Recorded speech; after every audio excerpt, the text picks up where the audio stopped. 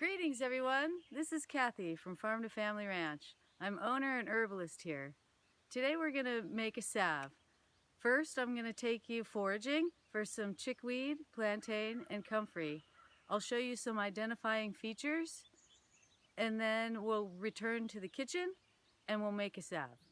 Here is chickweed, the little star flower. And what you can see about chickweed is along the stem there's this little line of hairs.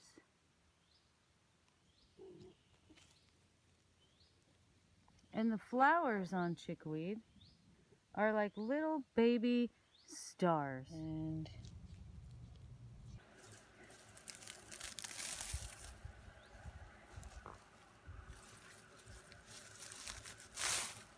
so with chickweed, this wonderful medicinal herb, you basically just want to tear it like I did. You don't want to get any dirt in it. You don't want to be washing it or anything before you make your oil. So here we are with plantain. And when you're looking for plantain, you're looking for a plant that has all of its veins parallel to each other. As you can see, these leaves all have their veins parallel to each other. And the flowers are very characteristic. You can see all their little stamens sticking out from this towering cone-shaped flower. And again, the leaves are oblong with parallel veins.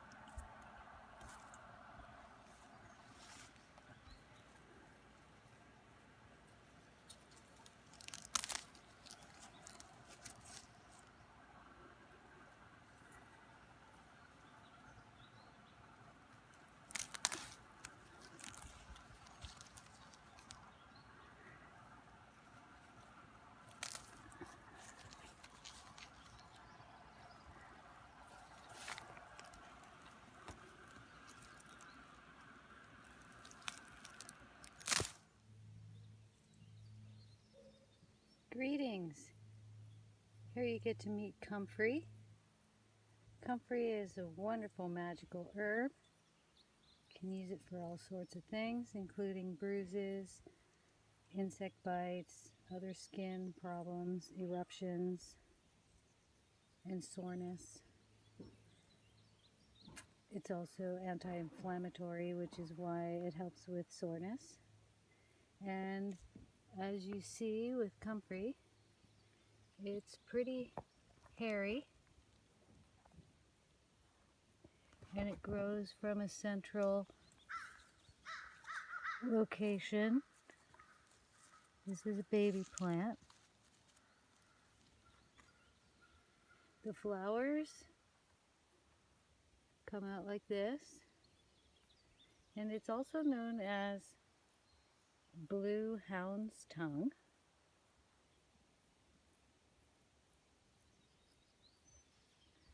This plant, also another identifying trait, when you break into a leaf,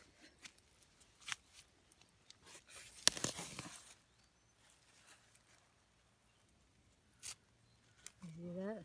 There's these long strings in there.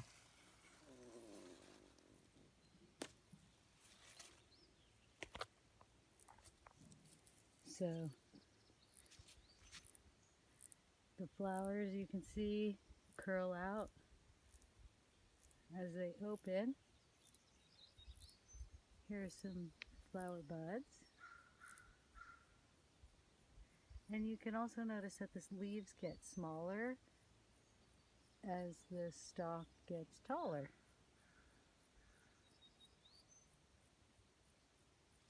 And all of these leaves, stalks come out from the ground in the middle where the plant base is.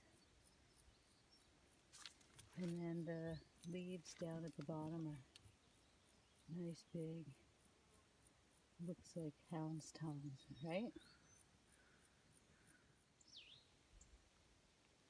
Here is the beautiful comfrey plant that I'll be harvesting some leaves from so that I can make my skin salve. So I'm just going to come on in here and grab the leaves.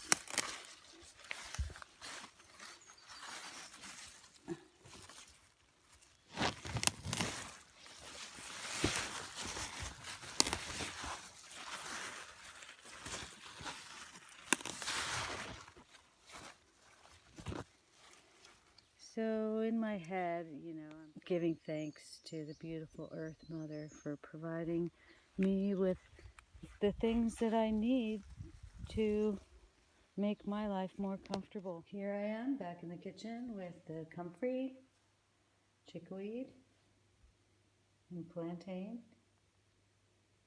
And I'm going to be making an oil with a combination of coconut and avocado oil, half and half.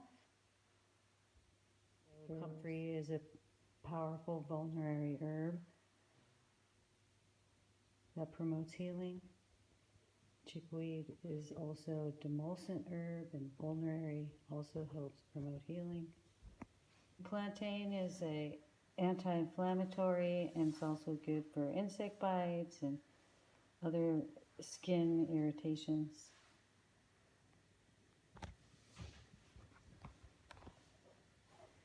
So I've set up this double boiler situation.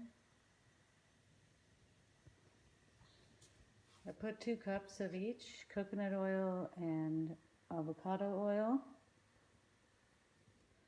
This is the beeswax and the vitamin E oil that I'll be adding to our salve later in the process.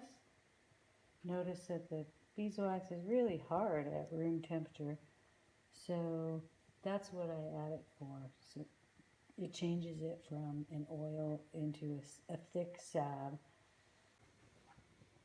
Here's the Comfrey chickweed plantain mixture in the coconut avocado oil. I used 2 cups of each oils. I'm going to leave this on for a couple hours, covered like that, and let the herbs infuse into the oil using the heat as an acceleration factor. And there we go. So after it heating up a little bit and the leaves wilting a little bit, I was able to add a little more comfrey and some chickweed.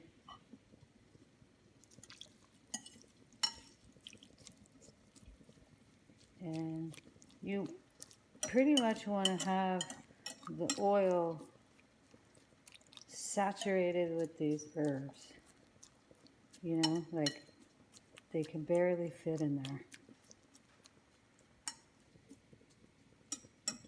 And you want to get as much as that wonderful medicine out of there. It's going to help us heal our skin, our largest organ. That's our largest organ in our entire body. Our bodies communicate with the outside world through our skin.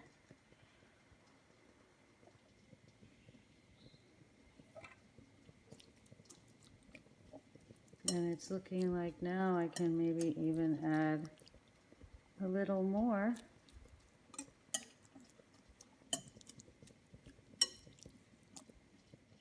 Here we are 20 minutes in. There's water collecting on the lid on the inside. And so I took it off because this is fresh herbs and they all have water in them. And so part of this process is allowing the water to be driven off. And so I was given that signal by seeing the water collecting on the lid, and I knew that it was time to take it off. So here's the salve after cooking for 2 hours. I decided to make it 2 hours because these are fresh herbs and I wanted to make sure all the water is driven off. Water in your salve or oil will cause it to go rancid a lot faster. So that's why I did that.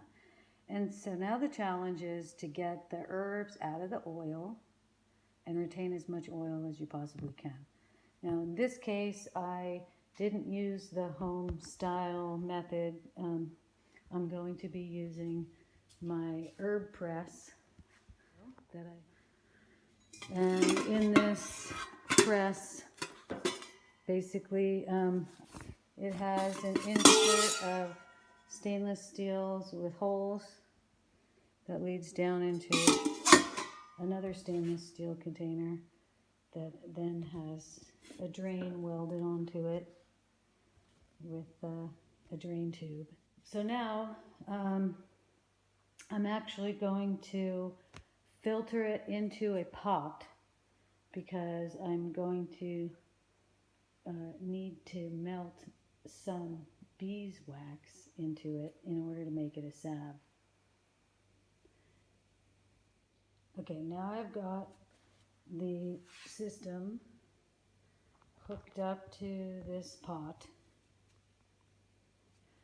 So here I have the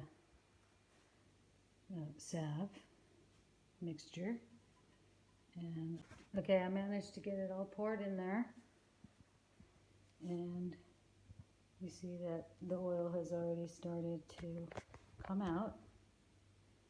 But the whole purpose of this is to really squeeze the oil out of all those herbs. Okay, so I've rolled up the cloth. Hopefully nothing will come out of there. And now I'm going to lift this up.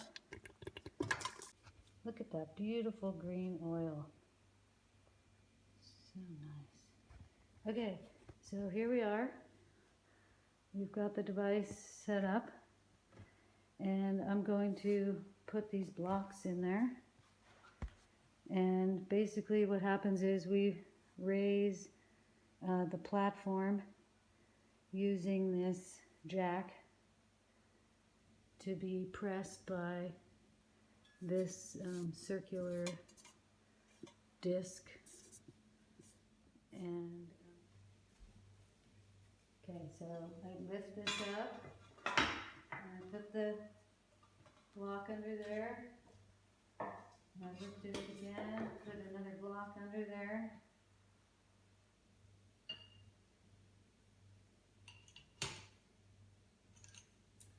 Got to make sure that the jack is tight. So to close the valve, righty-tighty. And then I just start using the jack.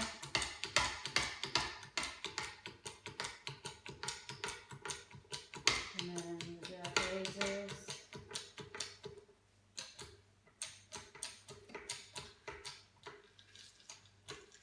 And paying attention to the tubing, because raising the jack also raises the tubing. And then basically as it gets tighter,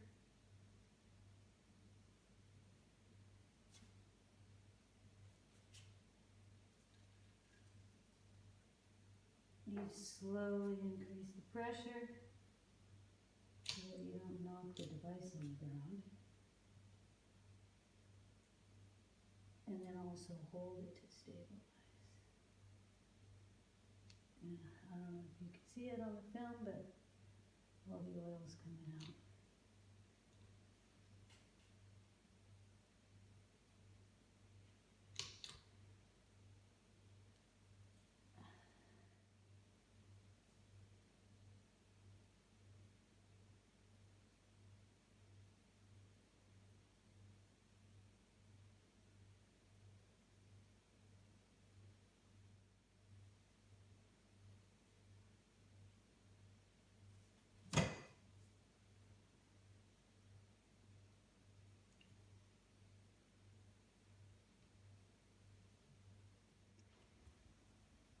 Now here's the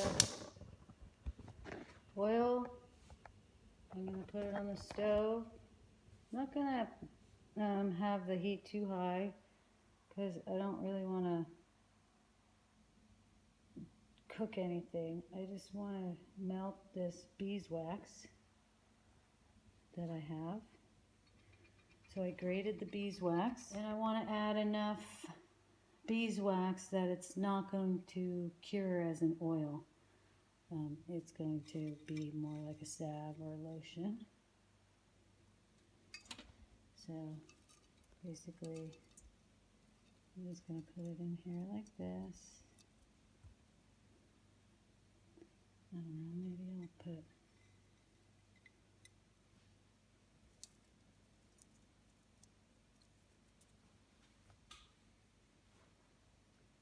that much.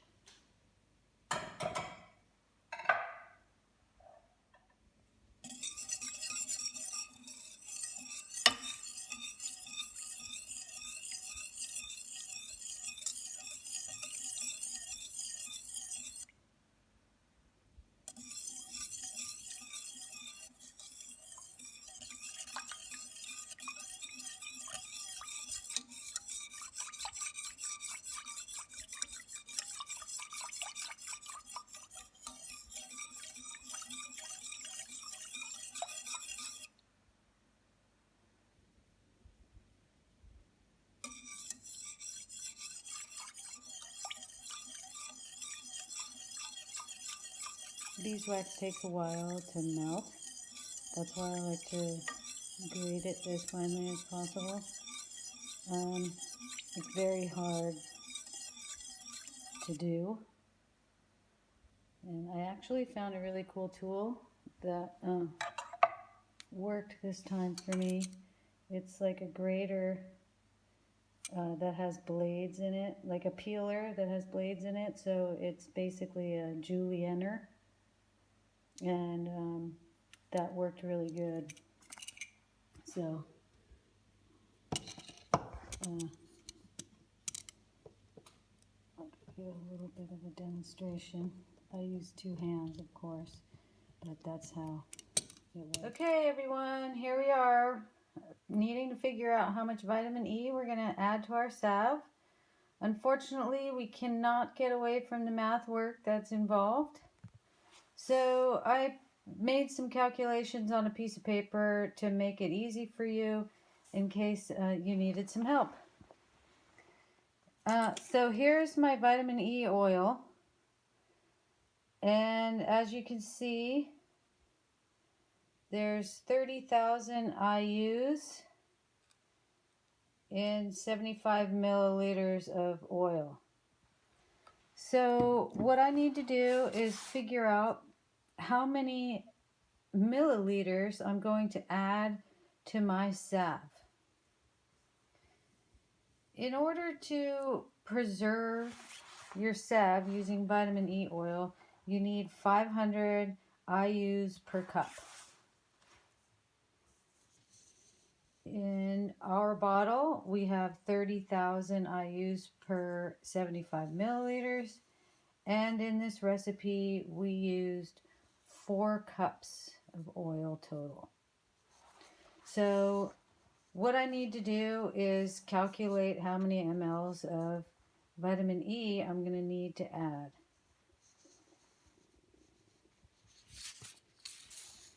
So in total, using 500 IUs per cup at 4 cups, I need 2,000 IUs of vitamin E. So see here I set up the numbers using the units so that you can see how they cancel. When you use the units like this, it's totally easy to figure out, do I divide, do I multiply? Because if the units cancel out, then you have the numbers in the right spot. Okay, for the next piece of calculation, you need to calculate, well, how concentrated is my vitamin E oil per milliliter. So I had 30,000 IUs of vitamin E per 75 milliliters. And I just simply divide 75 into 30,000 to get 400 IUs of vitamin E per milliliter. Okay, now the last calculation I'm going to do is figure out exactly how many mLs of that oil I need to put into my salve. So again, I'm going to play the unit game here. I want milliliters, correct? So I'm going to look at the numbers that I have. I have 400 IUs of vitamin E per milliliter. And that's one of the numbers that I'm going to be using in my calculation. And I also have 2,000 IUs of vitamin E. So back to the equation that I'm writing right now. I need mLs in my answer. So I'm going to take this number and use mLs in the numerator. So how do I do that? I put mLs over 400 IUs of vitamin E. And I'm going to have to multiply that. Now I have my milliliters in the numerator and my IUs of vitamin E in the denominator. And I need to multiply this by something that's going to cancel this number out, this units out. So this number right here is going to do that for me. So I'm going to multiply by 2,000 IUs of vitamin E.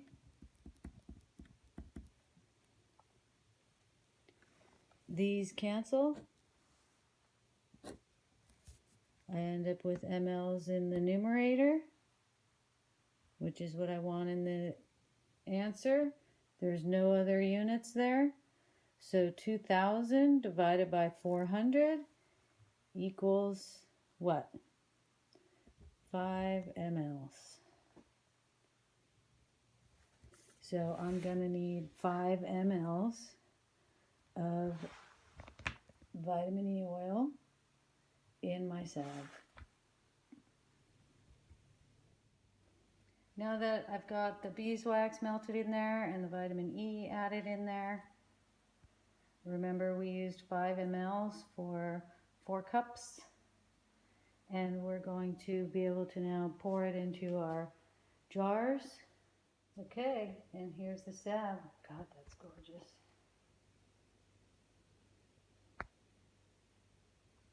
And now I'm just going to cap it, and then it's going to cool and thicken, and we're going to use it.